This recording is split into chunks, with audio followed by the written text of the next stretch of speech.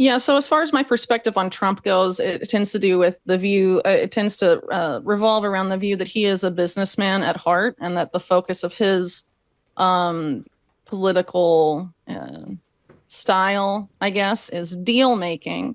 And, I wrote a lot in my book about Trump's mentor, Roy Cohn, who was, among other things, the general counsel to McCarthy during the McCarthy hearings. He was also, a New York City lawyer that represented a lot of unsavory figures, including some tied to organized crime, and also had the ear of Ronald Reagan and top politicians in the United States and sort of bridged a variety of worlds. And he very much essentially taught Trump the art of the deal, as it were.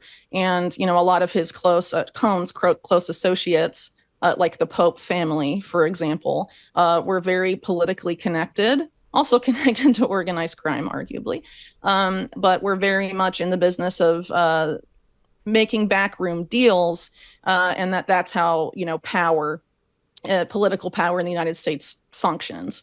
And so, fundamentally, I think a lot of what Trump likes to focus on and promote about his political style is around negotiations, whether those are diplomatic negotiations or negotiations with businessmen that lead to big number investments he can tout to the public, which is, I think part of the impetus behind his having the Project Stargate press conference, at the White House on his first full day, at his second term.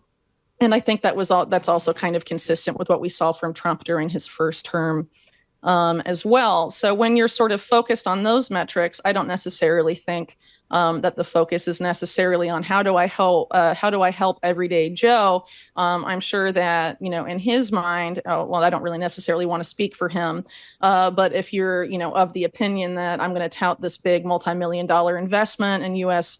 AI infrastructure, for example, perhaps he views that as helpful for the American economy and thus helpful for the American people. And I think it is very likely that over the next 4 years, there certainly will be some Americans that economically benefit, from Trump's economic policy. But I don't necessarily think that's going to be everybody. And I think, generally, based on what we've seen so far, there's been a lot of courting of big tech executives and a lot of talk about making the US the AI and crypto capital of the world. And how much of that is necessarily going to translate or trickle down to sort of refer to, Reaganite economic terms, to the everyday American public. It's really hard to know. But again, I just want to go back to someone like Eric Schmidt, for example, who, as I noted earlier, had sort of an outsized role in developing the AI policy of the military and intelligence community.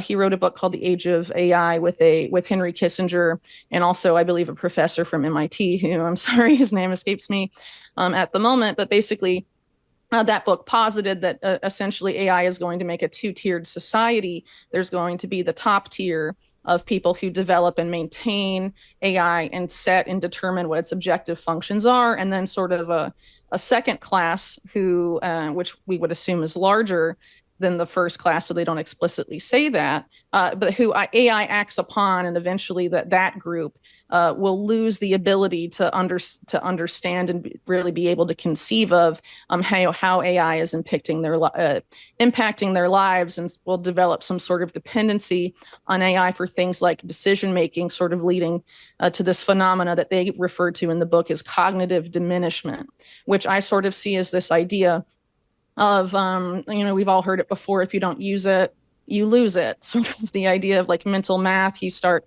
using a calculator or a phone calculator or something like that, and it becomes more difficult over time, and eventually very difficult to be able to do mental math in your head, when perhaps when you were in grade school it was much easier to do that because you had to use that ability regularly. And so they essentially argue that by not making those decisions and outsourcing that to AI, this particular class will lose the ability to make those decisions over time. And when you also factor in that there's a lot of effort to sort of outsource creativity art and music to artificial intelligence? Will that have an impact on people's ability to create? And what sort of impact will this have on society?